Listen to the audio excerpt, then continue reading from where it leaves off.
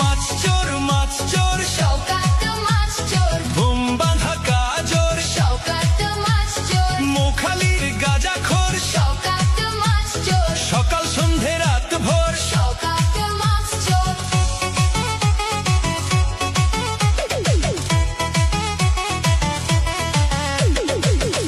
শওকত মোল্লাকে ভাঙড়ের মানুষ বিশেষ করে তৃণমূল কংগ্রেসের নেতা বলে মনে করেন। ওকে একটা পাক্কা মাছ চোর ক্রিমিনাল এই হিসেবে ওকে ট্রিট করে এবং তাকে এবং খুনি।